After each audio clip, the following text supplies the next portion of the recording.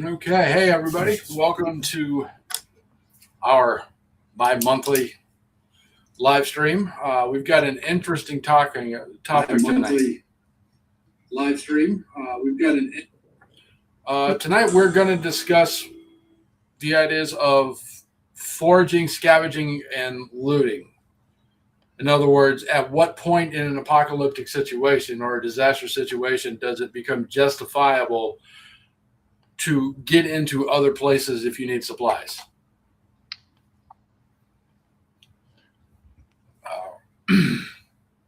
So, first we're going to talk about the moral and ethical issues, and then we'll talk about some of the tools you might need if you decide that's the direction you need to go. So, does anybody want to start? Hey, so yeah, thanks for having me again, Rick. Yeah, I think that there's definitely layers to this, and it's absolutely situationally specific. I mean, we talk about legal, moral, and ethical. Those are three pillars that part of the mutual assistance group that I'm a part of. Those are the three pillars that we really rely on in a lot of our decision making. It's making sure that it's legal, it's moral, and it's ethical. Things like property law don't really have an off switch. Just because things have gone bad doesn't mean that we can break into somebody's house.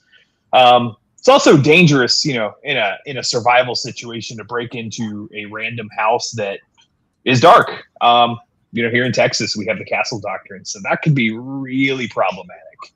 And I think that's definitely a concern. Absence isn't intent when we're talking about property. And so it's definitely one of those very gray areas. I think that during disasters, the looting statutes actually increase in a lot of these areas. If we look at areas like Louisiana, when they're hit by hurricanes and, down in Houston, it's that, those statutes for looters is actually, it's a heavier penalty during those times. That's a serious issue. They have emergency area larceny provisions for that. And that's something that's very relevant, along with, things such as curfew. That's the legal side. Morally and ethically, that's where we kind of get into that.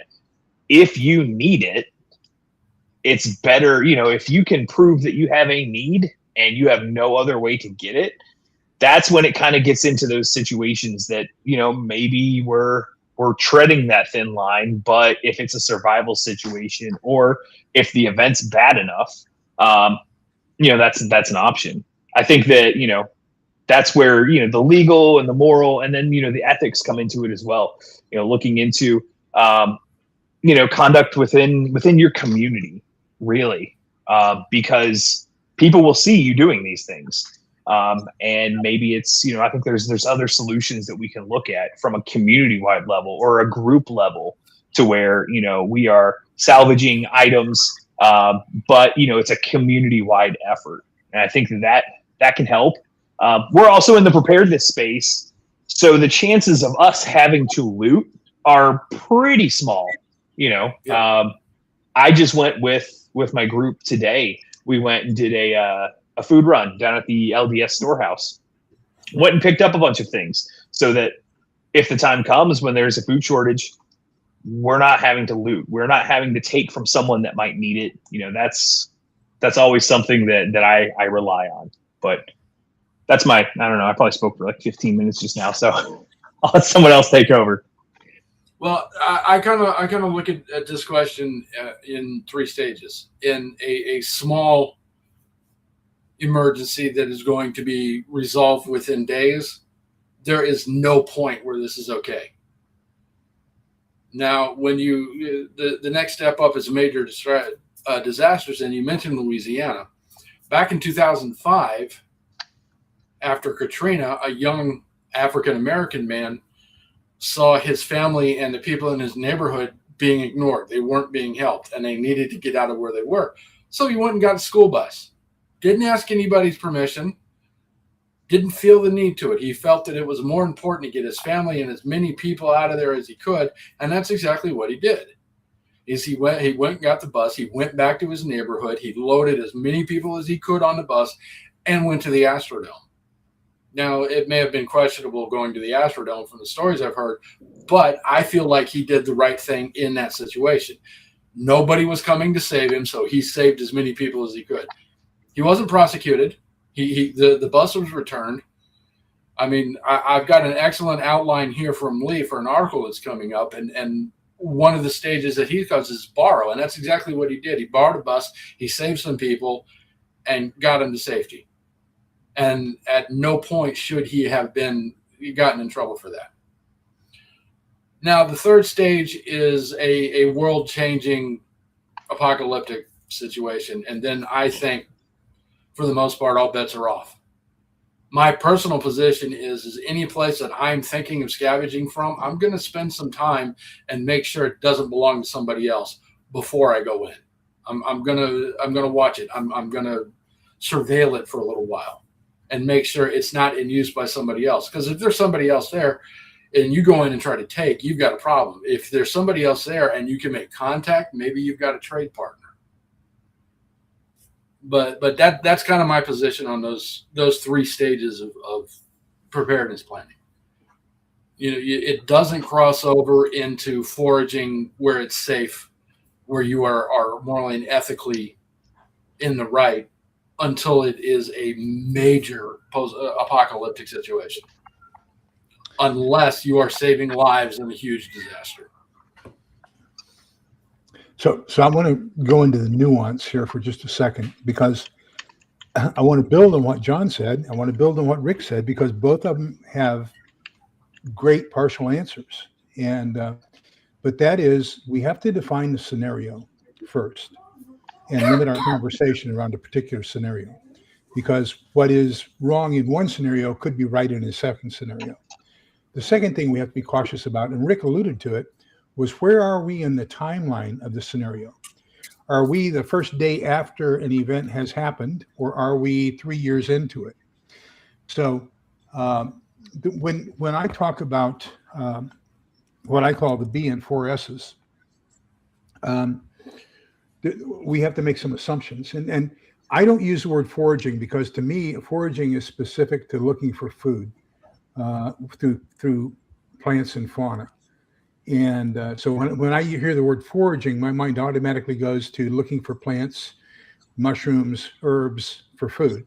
So I try to stick with the B and 4 S's. And so I start off with the borrow, and I disagree with you just a little bit, Rick, because borrow, you have to have the owner's permission, and you have to have the intent to return.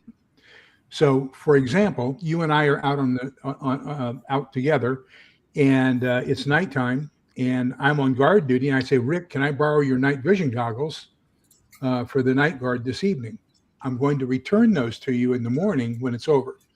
Now, if you're not there to give consent and give me permission to use them, and I know that somebody left something behind, okay, I don't know who owns it, there's nobody around, then at that point, I'm scavenging, because I'm picking up something that somebody else has dropped, probably has no intention of coming back for. If it's right outside a camp and it looks like there are people there, and there's a possibility that somebody owns it, they just dropped it and lost it, now I'm scrounging, because I'm taking something that could belong to somebody in there. The next step is stealing. So stealing is, I know people are looking for that object in that camp, and because somebody lost it, I found it, I'm going to walk off with it without the owner's permission. Now I've stolen it, because I've taken something that people are looking for, want to keep possession over, and have lost possession of, and I have, without permission, taken possession of it. Low battery. Oh my gosh. And the last one is seize, and that's the worst of all of them. Seize implies that you have it, I want it, I have a 357, you don't, therefore you give it to me. So you think of all the wrong that's there. I have forced you to surrender that item to me in order for me to have it. Now, of course, as we go further and further, deeper and deeper into the timeline of whatever apocalyptic scenario we want to look at, there's going to be less and less people available for proof of ownership. So we are going to be more and more inclined to assume that the owner no longer has control over it, and therefore scrounging and scavenging is going to become more and more prevalent, more so than stealing and seizing. But that's how I differentiate among the 5 different characters of that. Yeah. No, I think that's fair. Yeah, I think, legal, moral, and ethical is a great way to start. But there's some kind of areas outside of it. So, legal permits things that morality wouldn't. So, bargaining with somebody that's desperate, it's legal. Is that moral though? And probably not. And so I think that, it's combining all 3 to pass that check, kind of like a gated response. Hoarding things while neighbors go without, it's legal, but is it moral? I mean, that's a question that everybody has to answer.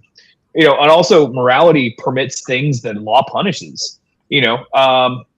Insulin or water for a child. It might be illegal to steal, but morally, if you're getting that water for a child that would die without it, that's moral. And then ethics can be really, kind of I would say the wild card, where a group can normalize things like taking from others, and every member in that group can feel ethically fine about it, but it can still be wrong legally and morally. And so, it's a slow shift, that we've seen in a lot of, fiction, but also real world responses, Selco, where you can see that slow shift from what people think is normal.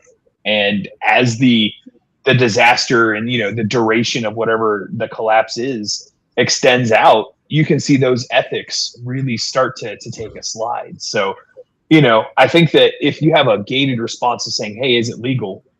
Okay. Is it moral? Okay. But is it ethical? And, if it can pass all 3, I think that's great.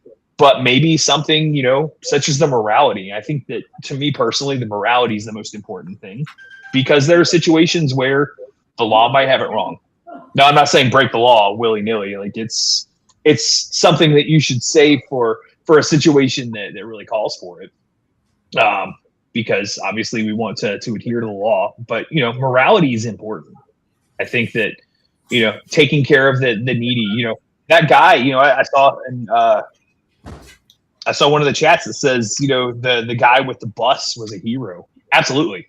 Did he do something that was illegal? Yeah, he stole a bus. But morally, how many lives did he save with that? So I mean, yeah, a whole busload. Absolutely. And so, do I think he made the right call? Absolutely, he is a hero. That's huge, and that's something that you have to really take your time and address, because a lot of people would have not made that same decision, and there might not be as many people on this earth right now because of that decision. So, I mean, it's definitely a really, really tricky subject, Rick, that you're putting us on. This is good. Actually, Lee started this. Oh, Lee! All right. I said because next Saturday is his basically his ethics live stream, and I just bought into the idea of talking about it right from the beginning, and there's a reason for that. The first time I encountered this concept actually was in fiction. It was in this book right here. Okay. There's a scene at the beginning of the book where the 2 main characters have gone for help after a plane crash, and the hero, John Rourke, becomes concerned about radiation because, of course, the survivalist is about a nuclear war. And so they go to a geological supply store to get Geiger counters, and they check their clothes, and their clothes are covered in fallout, so they have to get out of them. So then they go to a variety store to get clothes. And in the process of this, the guy he's with asks the questions, aren't we stealing? And his answer is, well, yesterday this would be stealing. Today it's foraging, which is why I put foraging in the title. This is I got it from that book, from that story. But ever since I read that, I guess I was 15 at the time or younger. Ever since I read that, that's been in the back of my mind is when are you justified breaking into a store, going into an empty house. Somebody's barn behind an empty house. When are you justified in going in there to get stuff you need? And even all these years later, it's a hard question. I mean, it really is. I bought a lockpick set. I have bolt cutters. I mean, I have everything that's necessary to get into a house. Now, I probably won't do that for the first year, but I'm going to give it a year after whatever happens, and that's going to give me an opportunity to know whether or not somebody is still there possessing it, because I think that's possession is 9 points of the law, right? So if somebody doesn't have possession over it or somebody doesn't have claim over it, then I'll take the claim over it. Well, when we were talking to Chance Paladin recently on one of the other live streams, he talks about moving in and out of your area and how to not be visible about that, how to keep that at minimum. Not everybody knows this. That's why my position is surveillance first. If somebody is using the space, if somebody is using the equipment, there's no justification, no matter what situation I am, to go in and try to take it. Walk up and try to get their attention and maybe do a little trade-off to get something I need, absolutely. But going in and just taking it's a no-no. I mean, it's just so dangerous. Yeah. Hey, first off, you're inviting conflict. Yep. And that's, in a crisis, the last thing you want is any kind of conflict. Yeah. I mean, I know a lot of preparedness, minded people talk about, well, I've got all these guns. Cool. You have now entered a two-way range. That is unlike anything that you probably experienced and something that you don't want because hospitals might not be able to take you. Yeah. Like, what if there are cool. No hospitals? Yeah, there are no hospitals. Cool. Yeah, you tourniqueted that arterial bleed, but what are you doing now? Because there's no doctor. There's no power at the hospital. Cool. You are going to have not a great time because you decided that you wanted to go in and see what, a dude down the street has. Instead of dying of blood loss, now you're going to take a little bit longer and die of gangrene. Yeah. Lovely. And you've blown completely the chance to create an ally. Because if you've got something he's going to need at some point.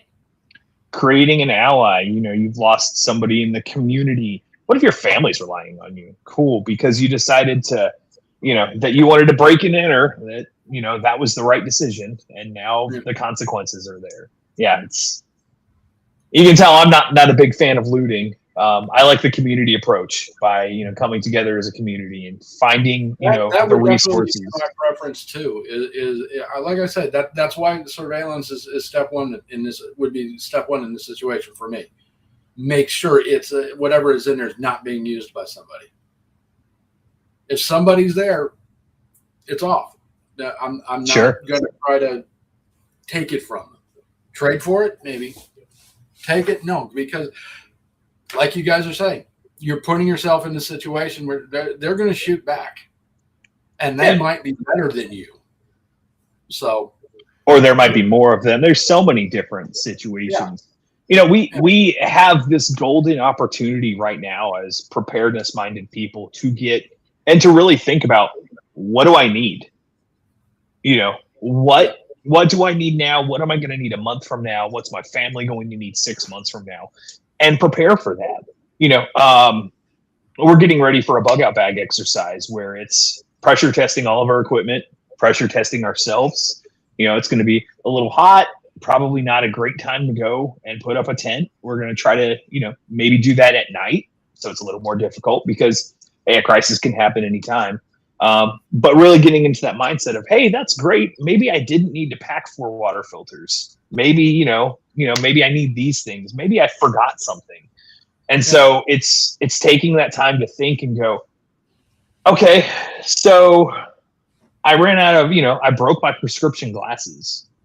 Well, am I going to go, loot lens crafters? No, I'm going to buy extra glasses so that I don't have to run into that situation and, I don't know, dealing with a crazy optometrist that's defending his store or something. I don't know. I think that avoiding those conflicts as much as possible is ideal.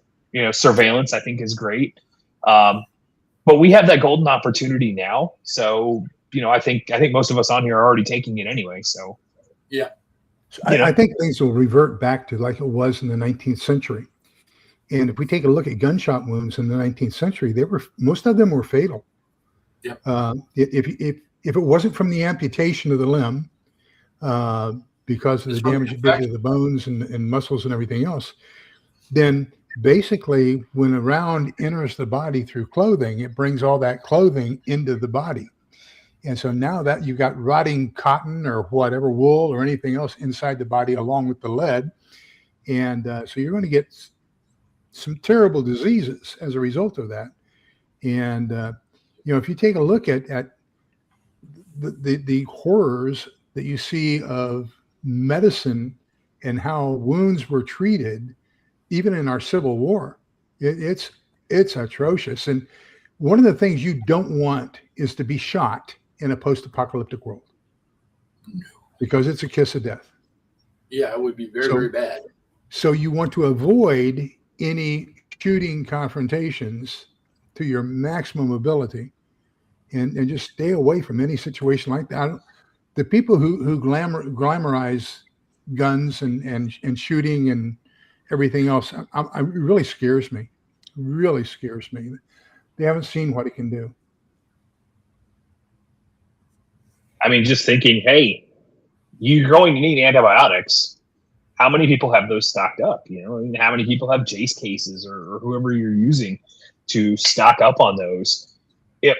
Cool. So we have them. What about the 95% of the population that doesn't? I don't even think 5% have Jace cases or contingency medical cases. I think less than 1%. Yeah, probably. And, and it doesn't even have to be a bullet wound. If you are trying to break into someone else's property that they might have, defended, or, hey, you trip over something and there's a rusty nail that you just stepped on that they didn't know was there. It could have just been an accident. Great. So now you're going to have to deal with this. I hope you're up to date on your tetanus shot. Like, there's just so many layers to it that it doesn't seem like a fun prospect to me. I'm sorry that I'm anti-looting for the most part, unless it's, absolutely necessary. But well, I think you're hitting the nail right on the head. Here is preparation will reduce the need for even considering these issues. I wish I could afford Jay's case. I'm working on putting a packet of money away so I could get one with antibiotics and any other medications I think I might need. And I think it's a terrific idea to do that. But right now I don't. So I would have to go and find some kind of alternative, which there aren't a whole lot of, or trade with somebody. Worst case scenario, find an abandoned drugstore and hope. Rick, I hear that you can buy antibiotics for your fish, for your aquarium. That makes me a little nervous. I haven't done enough research on it. I've heard any number of people talk about it. And there's a fantastic article by Dr. Joe Alton, and he says go for it. He says that it's the exact same product, exact same quality control. Everything for the fish antibiotics are just like human antibiotics. He says, but use just in your aquarium. Yeah. I got to get a hold of his book. I've got 6 or 7 medical books down here, and his isn't one of them, and I need to rectify that. But and that brings up another kind of interesting concept. Being a preparedness-minded person, if there is some kind of emergency or a collapse, we can become community leaders and help the community as a whole, legally, morally, and ethically get through that kind of disaster. And, I think that is something that we'd be able to really portray by saying, hey, I have antibiotics, I'm able to help the community with these needs. And really showing people, hey, here's my radio. I'm able to talk to other people in other areas. let's grow these assets. Let's bring the community together and find a better way.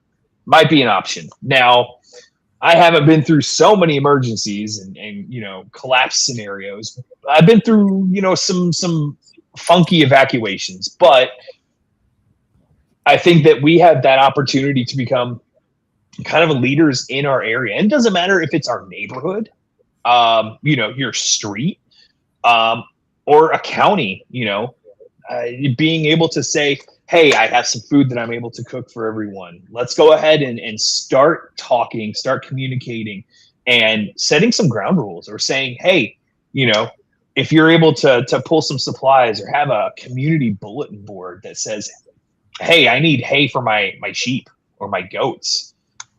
Another farmer goes, hey, I have a ton of hay, but I will need something in exchange for that, and saying, okay, well, I'm going to butcher a sheep. How about I give you 30 pounds of meat? Anything along those lines to really keep society as, I guess, normal as possible, as less crisis dependent. You're talking about the formation of a market, which is basically going to be the beginning of the rebuilding. Yeah. And I really like what I'm hearing in this conversation, because I think all three of us are on the page of, let's try to avoid, if at all possible, ever having to do this. Let's try to bring together some kind of market economy instead of trying to take. Yeah. In every crisis and collapse that we've had in human history, law and order comes back. Yep. Every single one, from the collapse of the Roman Empire to, Bosnian conflict. People have had to pay for their transgressions at a certain point. Yep. And, I think that is something that we have to remember as well, is that your law and order will come back, whether it's 6 months, 6 years. That's something that we have to remember. And it doesn't even have to come back on a grand scale. Mm-mm. Law and order, if you build a community, law and order is going to come back within that community. And then if you're out looting, and I will continue to call the criminal end of this conversation looting, because that's what it is, you're going to have to pay for that when there's some kind of organization, whether they put you in a jail cell or they come and take back everything that you stole, or any combination of that. I mean, if you do it immorally, let's say, you're going to pay for it eventually.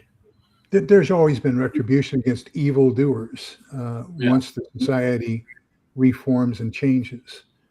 And you don't want to be one of those people who is on the vengeance end of that stick. Yeah. Or, if you piss off an entire community because you're known as the guy that steals stuff, that's great. You just walked yourself into a very dangerous precedent.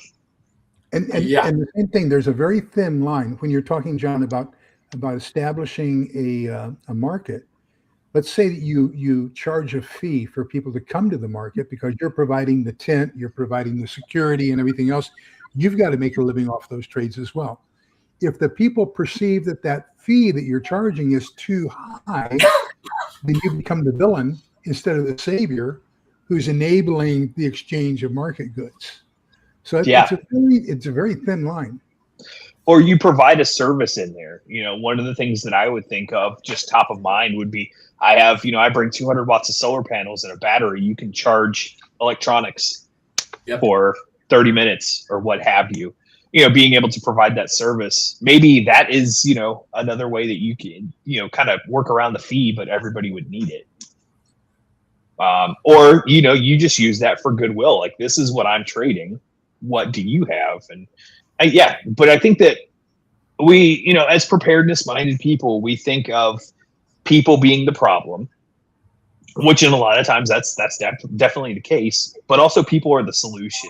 And it's tough balancing both of that. It's brutal, personally. I mean, I think the longer that it goes on, the more people are going to become the solution. Because if you've got say you've got a preparedness group right here in your neighborhood and you're doing good things and you're helping people, your solar panel example, I I wouldn't trade that. I would sign up. You get a half hour. Come charge your device. Yeah. No, absolutely. That's what I meant. I wouldn't give away a solar panel. Once you've set up, once you've got your solar panels, it doesn't cost you anything to generate that power. The sun's doing it for you. If you've got time that you can take away from powering your stuff and let somebody else power the device that they need, you've built some goodwill. And then you can start trading the other stuff you've got. You know, if you're in an apartment complex and you've got tomatoes growing out of 2-liter Coke bottles along the window in front of your apartment, you trade a couple of tomatoes for something they might have or some service they can provide. You know, but the power, it's solar generated. Here, have some. People start to look at you as a solution instead of the problem. Absolutely. Or, you know, the skills. Sumi mentioned adequate shoes. Being able to repair shoes. Yeah. You know, it costs you a little bit in resources, but you're able to provide a service that people will remember you as being a very helpful person, you know, with a skill, with something. You know, it's absolutely worthwhile, as opposed to somebody breaking in and, you know, trying to steal some shoes. Well, that's actually interesting. There, in one of the Going Home books, the main character stopped by where everybody's gathering to trade, and some guy has scrounged a bunch of stuff that he can make shoes out of, and started making shoes. And the next thing you know, he's got people surrounding his booth, wanting to trade stuff because they've ruined their shoes. And they could get their shoes repaired. They could get a new pair of shoes. He built an entire economy for himself just because he knew how to make shoes. I mean, anything. I mean, I think it's important in preparedness when you're talking about skills is to start building tradable skills. And on the shelf behind me, there's a book on bicycle repair. And the intention is that someday I'm going to learn how to fix bicycles, because I think they're going to get used more than cars if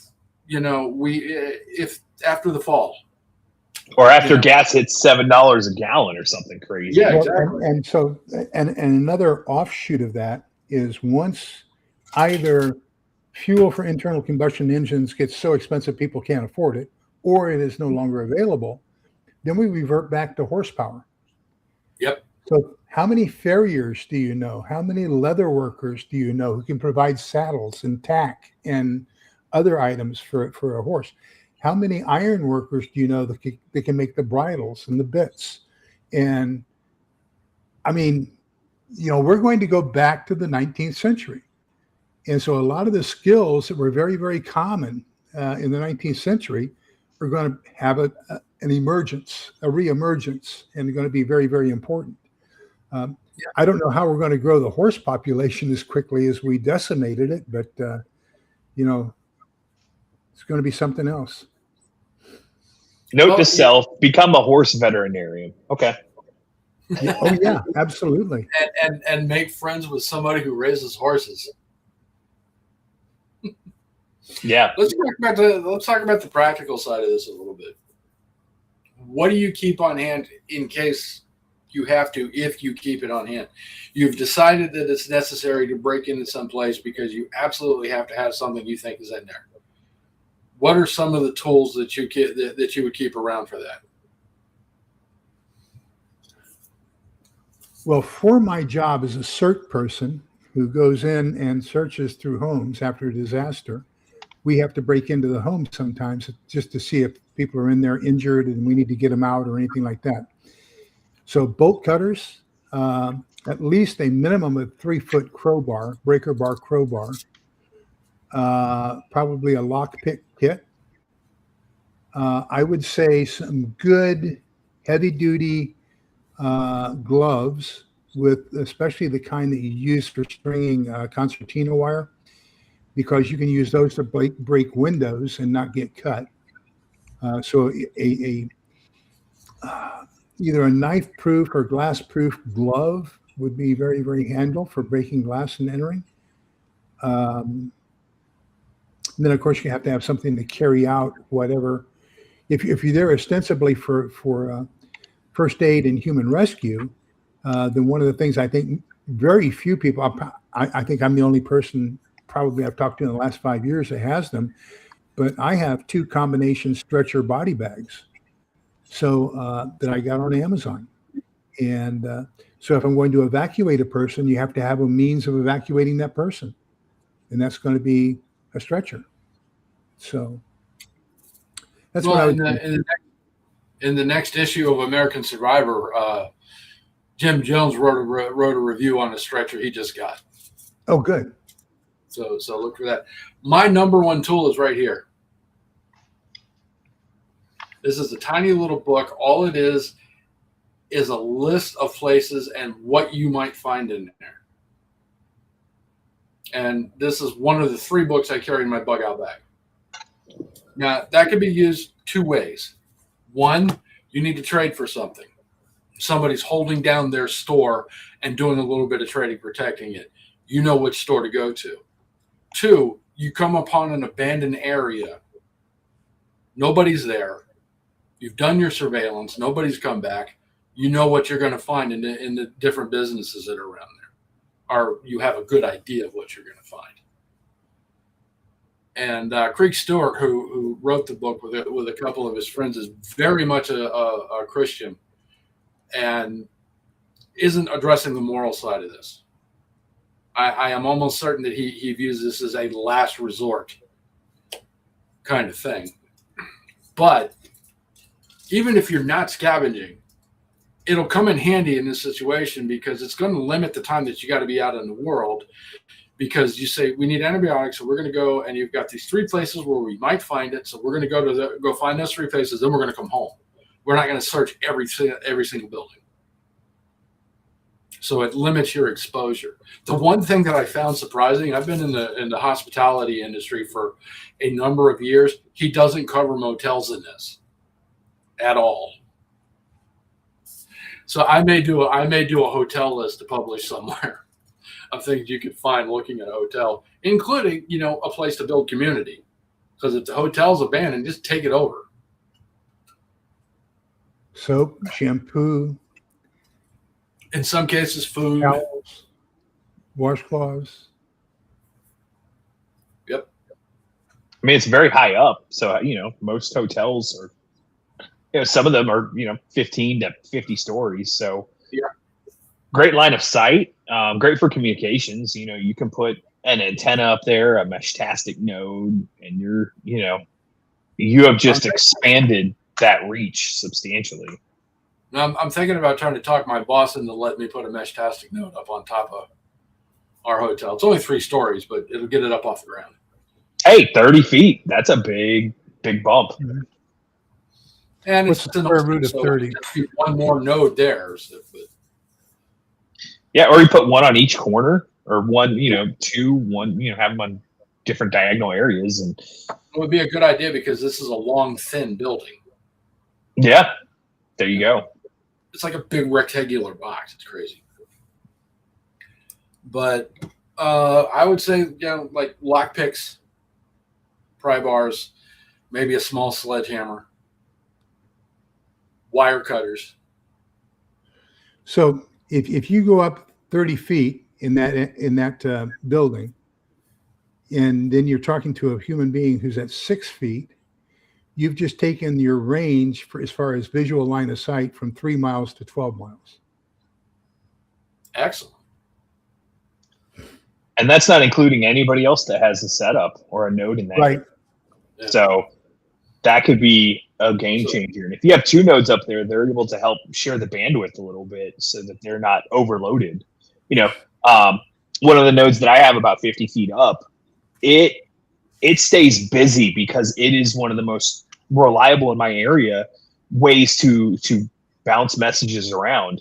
And so it stays almost at capacity, which depending on your situation or your power setup, that could drain the node really quick. So, or, putting just a portable antenna with a radio up there. Yep. You're going to help connect people. And sometimes, we talked about the marketer skills to have, being able to get in communication with and get in contact with other communities, areas, getting the news, getting the weather. That's a service. Telling people, hey, everyone, there's a storm coming through.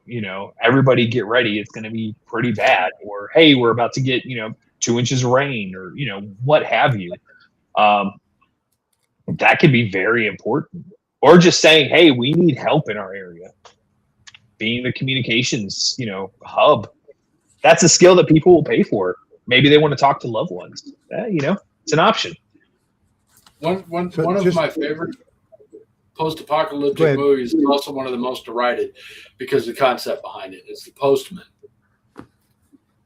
And society started being able to build himself because this con artist used a postal jacket and started delivering old mail, and people just bought into it. And it completely changed his life, and it rebuilt society because people could communicate again. People weren't isolated anymore.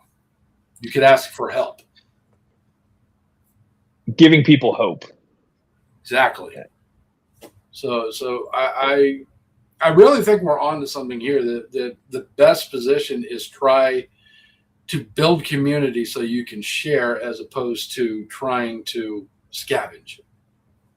Yeah. And that's a concept I can really get behind. And I think one of the things we have to do is we have to really individually search what our moral compass really is. And so for me personally, it's this, okay? In paragraph 1755 and 1756, I won't read the whole thing to you. I'll give you the one sentence summary at the very end of 1756. It says, a person may not do evil so that good may be a result of it. So, for example, I can't tell a lie in order to accomplish something good. If I have to do something evil in order to accomplish something good, then what I accomplish is evil itself. It demonstrates for me how much different religions have in common. Because I mean, ethically, I live by two rules, and one of them is the Wiccan Rede. And it harm none, do as ye will. Do whatever you want. Just don't hurt anybody doing it. And the other is the non-aggression principle. Do not initiate force or coercion to obtain a goal. That's why, for me, surveillance is always first. It has to be abandoned. It has to be no people have gone in there for an extended period of time, or I'm not going to take from it. Well, see, and the abandonment shows an intent on their part that it is of no value to them at that time.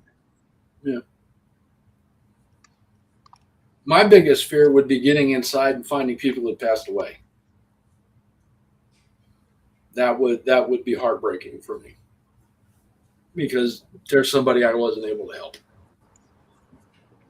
One of the things that, as you search homes in areas that are devastated, one of the things you find is a lot of invalids who may die in bed will empty their bladders and their bowels as they're deceased, in the process, what we call moribund, which is in the active state of decay or dying process. And let me tell you, it is not something pretty that anybody wants to see or smell. You want to stay as far away from that as possible, and it can carry diseases as well. So you have to be very, very cautious with that. There's a story now. Young Living is an essential oil company, and they market an essential oil that they call the thieves oil. Now, Sue Me, who's on here tonight, she has the formula for that. She makes her own. It's far less expensive than buying it commercially. But these thieves in France during the Black Plague came up with this recipe for thieves for this salve that they put on their bodies that basically protected them from the Black Plague. So, they became very, very instrumental in coming up with some of the medications that are used to avert plagues and things like that. So that kind of knowledge is going to be extremely valuable. We got to invite Sue Me on one of these sometime to talk about some of the stuff she does, because I hear amazing things about her all the time. So if she's interested, she should let one of us know, because I would love to have her come and talk with us. Yeah, absolutely. But I think the tools conversation is pretty simple. Just a few construction items and a good idea of what you're looking for, and keeping your moral and ethical positions in mind before you go after it. I think is the most important part of that. Yeah, keep in mind that you're doing something inherently dangerous and that you could have to pay for it later. So let's add another dimension of this. What do you do if you get caught? Yeah. Exactly. Do you try to reason and explain, hey, I really needed, this Bucky's cup. I absolutely needed it from your house. Well, as opposed to, hey, I needed this medication or else I was going to die. I'm sorry. Can I pay you for it? I didn't realize that this house was occupied. Or, what happens if you are walking out of a house and somebody in your community is walking by and sees you? Yeah. What kind of message does that send to the community, especially if we're kind of the leaders in the communities, because we are the ones that have thought of these things and have prepared for any kind of situation? What kind of message does that send? Well, I'm gonna posit an idea here that just popped into my head, that if you are part of a community, get together with the community and decide as a community when and how you should go about doing this. This is what we need. These places we think are abandoned, we're going to go make sure, and then we're going to go find out what's in there that could save people in our community. Sure. And decide as a community what your borders on that are. What if one person is it okay for one of us to go and do this? So the three of us have this discussion, and you and John say you're going to go do it, and I say, no, I can't do that. I won't support that. What happens then? We are at an impasse.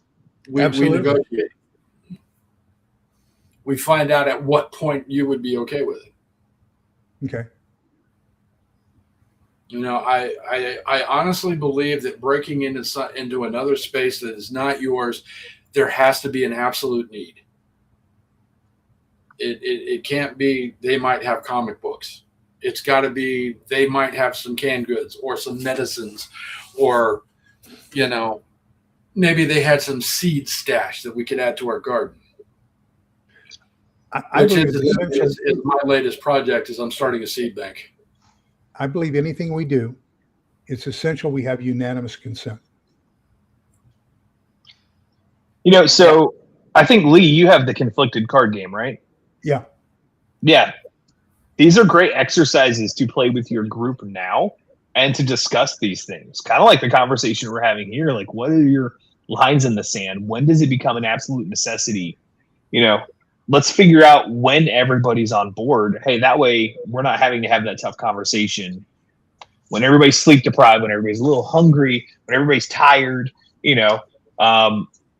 having them now before there's a crisis, when we're all well rested, well fed, hydrated, we're in good spirits. Hey, let's have this weird conversation now. When you've put so many rounds, when you put so many rounds into a water buffalo that you don't have any meat left because it stumbled into your concertina wire in the middle of the night, what do you do? Yeah, exactly. Oh, actually, if you're interested in that, watch the first and third on Cold War Prepper. He does it, and I have learned some really, really good stuff watching it. Oh, I believe it. Well, I have a great. I think you said that conflicted cards aren't being manufactured anymore. No, they're not. They went through 7 sets, and I haven't seen any on the new ones on the market, and they're not reprinting the old ones. So most of the ones that I'm finding right now are available on eBay. Right on. And if you want the initial deck, you're going to pay hundreds of dollars for it. I'm starting sure. with deck 2. Oh, yeah. So I'm looking at their website. They're closing their doors. That's wild. You'd think that they would be pretty popular, but a lot of their stuff's sold out. But they have a lot of things on sale for, I think, $9.47 for, each of these decks. So cool. I'm imagining there's a list of these questions somewhere that you can also, upload onto a Word document. And hey, this is the one we're going to be talking about. So not as fun as an actual card game, but still pretty cool. Okay, I'm gonna put a long message up here from Sumi because she did the tincture.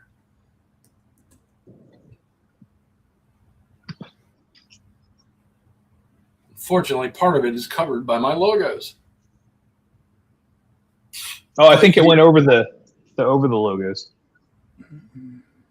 Not on Very cool. not on my screen. Yeah, but yeah, I need to copy this and put it in my notes. Now, thieves oil. So this is I'm assuming an antibiotic. Yeah, I think that's what Lee was indicating. Yeah.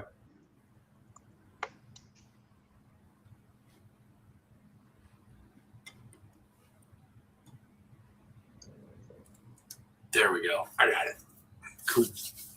That doesn't look like it's all that hard to make. It really doesn't. Very cool. Yeah, hey, that's worthwhile. I mean, I've heard good things about thieves oil. I just didn't know the specifics, so I'm going to add that to my list. Learn something new every day. Let me throw that up there real quick. She's got an alternative as well. Seriously, that will come in handy. Mm-hmm. And this just came in the mail today. So this is Eucalyptus. Oh, Eucalyptus oil. That stuff is strong. Oh, yeah. Ask me how I know. Ooh. Yeah, but when you have COPD, it's great. There you go. But that's one of those things that you can keep stocked and not have to worry about prescriptions. That's that and tea tree oil. Tea tree oil is good for topical stuff that has to do with bacteria. So here's a fun little service that I thought of. It's kind of boring. Purifying water. So, some of the, I think Life Straw, and I don't use a normal Life Straw. I think that was one of my first items I bought, 15, 20 years ago. And then I tried it and I go, this is terrible. Do not recommend it.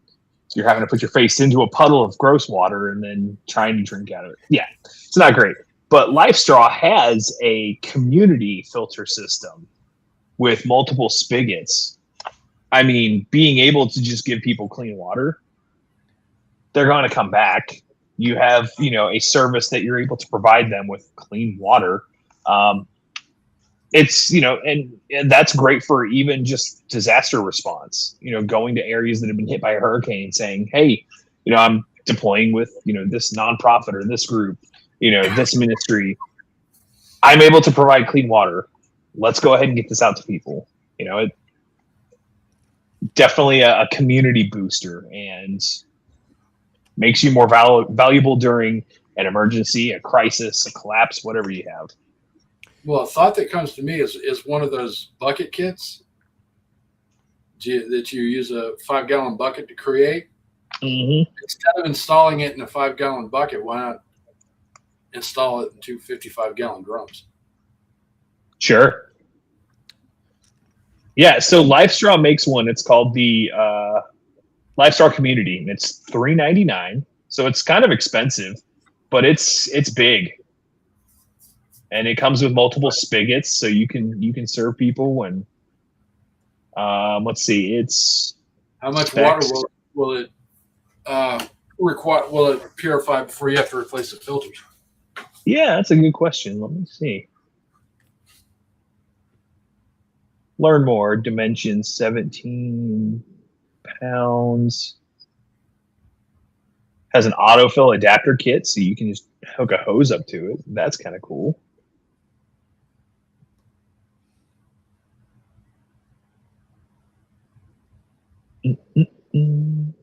Well, with water, something else to consider if you've got a regular supply of electricity is Roving Blue, who is the owner, is a member of Live Free and is a friend of mine, friend of Lee's as well.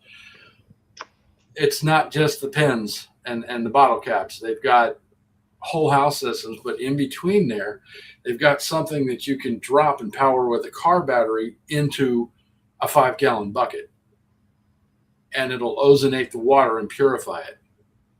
That's pretty handy. So you pour it in the top, and every time you refill it a little bit, it has to sit there and work for a certain period of time. So you tell people, hold on, let it finish, and then you can get water. So there is 19 different ways that you can make that work. I'm going to bring And it's one of the most vital things you can do for a community is making sure there's safe drinking water. I want to bring up I'm all about that.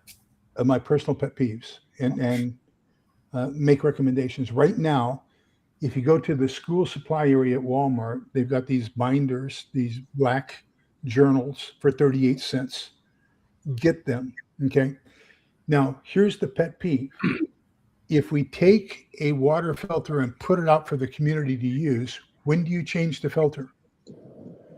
If I have control over it inside my home, I can keep that journal and know how many gallons of water I have put through the system so that I know when it's time to change the filter. The second thing is I can prolong the lifespan of that filter if I pre-filter. So if I take something like a coffee filter and I pour it from one jug through the coffee filter into a second jug, now I'm not clogging the pores on my water filter as quickly as I would have in the first place. And I'm probably expanding the overall life of that. I can keep that in my journal. So what I want to do is if whether you have a lifestyle, and I agree with John 100%, one of the biggest wastes of money right now in prepping is the life straw. And, I agree. I don't want to get my face that close to a contaminated source of water. But the second one is I want a cup of coffee. So how do I get that cup of coffee? I suck in the water if you have the lungs to do it. And I don't, because I smoked for most of my life. So now I have a mouthful of water, clean water. So I'm going to spit it into a cup so I can heat up that water I just spit into it to make a cup of coffee. Ain't going to work, people. You're not going to get that cup of coffee. That's for sure. Okay. Yeah. So I like the Survival System Pro. And I just got it in the mail. I just got it in the mail, and I'm going to show it in this week's Prepper Pantry Haul. I'll probably video that tomorrow morning. But I got a Pure Joy. It's the only, and it looks just like a Survivor Filter Pro. It's a pump that's maybe the size of my cell phone, and but it's the only pump that is reverse osmosis. So it will remove pharmaceuticals from the water. So just look for a portable RO water filter on Amazon, and it'll come out. I think it's Pure Joy or Joy Pure. Let me get it here just a minute. Yeah, I'm going to look into that. So I just checked the stats on the livestock community. It filters as a capacity of 13 gallons at one time, which is pretty solid. I mean, it's a substantial filter, and it can go up to 26,000 gallons for that filter. So, if we're talking a community, hey, I'm able to do, maybe 100 gallons a day for my area, which could be drinking water for 100 people. Yeah. You're going to be able to trade or use it as a service and be that kind of community leader where, looting doesn't necessarily have to be the option. There you go. Joy Pure. There's my hand in comparison. Joy Pure. Definitely gonna have to look into that. And so it's a reverse osmosis filter, huh? Yeah. Cool. and they have pins too. No. No, but I found the device you're talking is $70 for reverse osmosis. Oh, that's going on the wish list.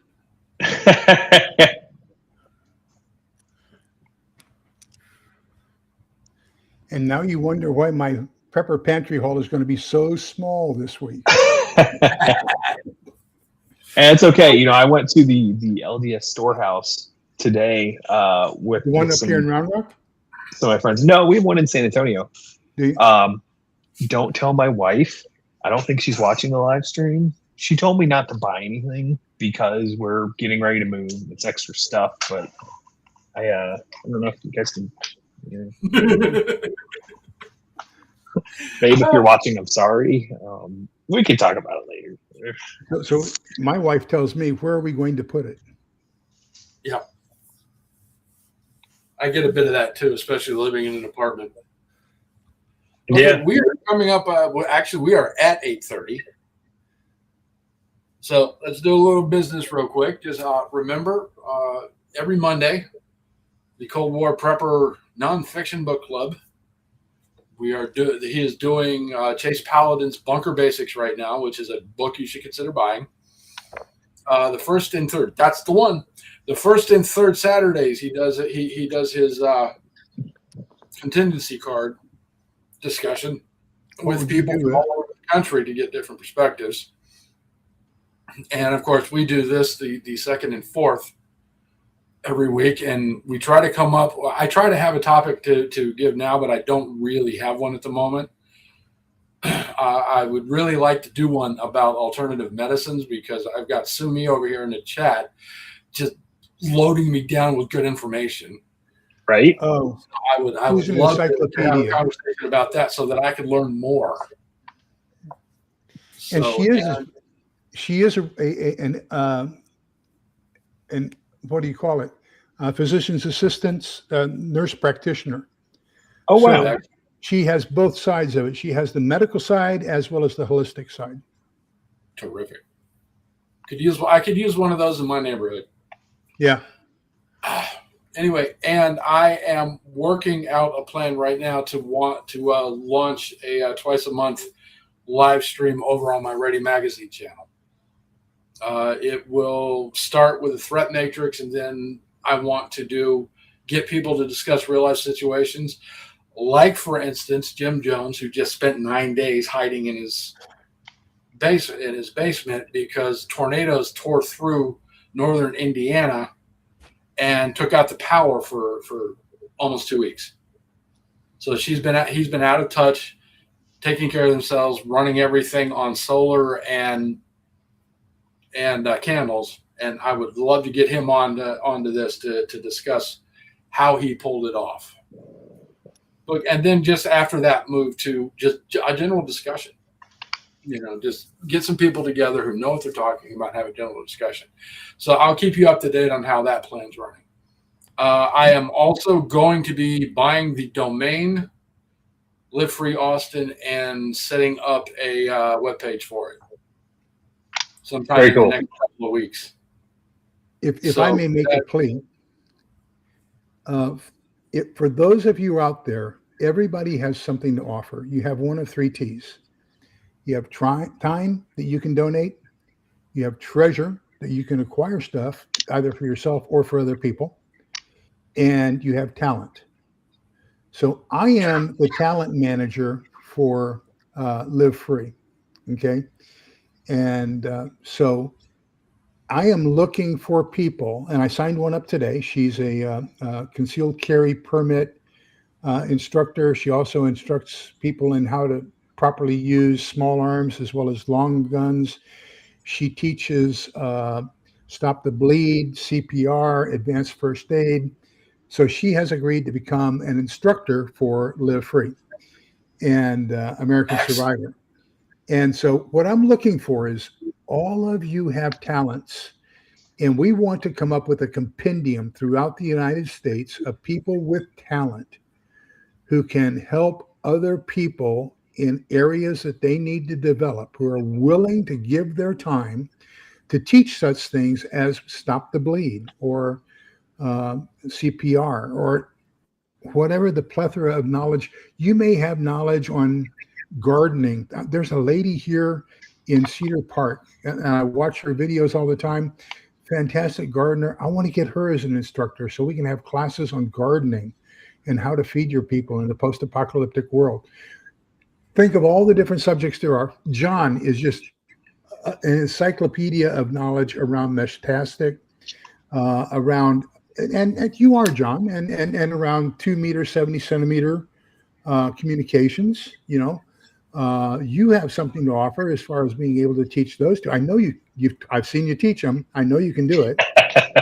So you know, I mean, different people have different talents. Let's have a compendium of where all those talents reside in one place and people can have access to them so that we can share our knowledge and we can all get through this together. I like it. Send me an email, coldwarprepper@outlook.com, on what you want to be able to be listed as an instructor for. Very cool. As a matter of fact, John, at one point, maybe after you get moved and settled, we should do a stream on Meshtastic. Yeah. Because I could still use help with mine. Yeah. No, hey, I'm more than happy to. I'm still ordering more. I'm still looking into Mesh Core, Reticulum, how they each can kind of build into a plan, and then, you know, seeing where it goes. Looking at my radio has APRS that I'm still trying to figure out. I think I have it in this backpack, maybe. But yeah, I mean, you know, it's just the technology is going to keep improving, and I think that's important. Yeah. So, you know, one of these that you can text people on and see locations. So it's pretty cool what you can do. Spec 5 is only a couple miles from where I live, and I've been over to their factory, and they have a training room. And I told them about you down in San Antonio, John. I told them about Dwayne in Bastrop. Mm-hmm. And I told them about Jim up in Bell County. And I said, wouldn't it be nice if we could get all 4 of these groups together into one building and come up with a communications plan where we can intercommunicate? He said, I'll provide the space and the food if you'll get the people here. Yeah. Hey, you had me at food. I'm gonna be honest. You know, that sounds like fun. I mean, I'll even burn some. If it needs to be done during the week, I'll even burn some PTO time to be there. No, whatever we need to do. That's why everything I do is on the weekend, is because I work think nights, the overnight shift, Monday through Friday. So, like, I listen to the Monday night book club every Monday in the car. So I can't. I don't really have the ability to voice in and say anything. I'm just listening. But I never miss it because it's always good. Okay, has anybody got anything else tonight?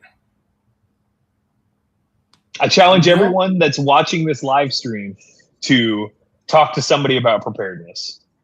You know, there's always some place that you can go. The gun range, a gun store, you know, the Latter-day Saints storehouse, the ham radio club in your area, anything and everything.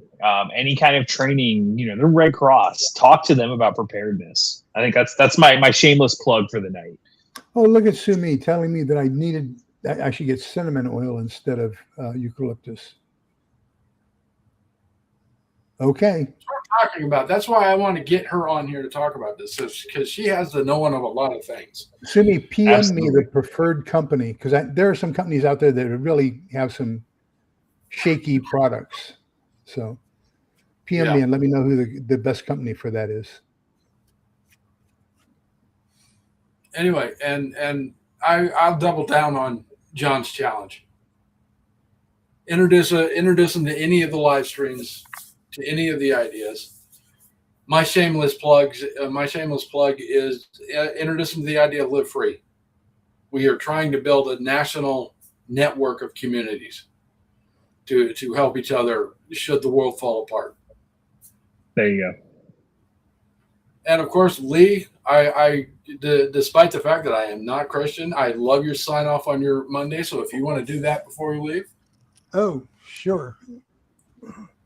We're going to turn to the book of Numbers, chapter 6, verses 24, 25, 26. The Lord bless you and keep you. The Lord let his face shine upon you and be gracious to you.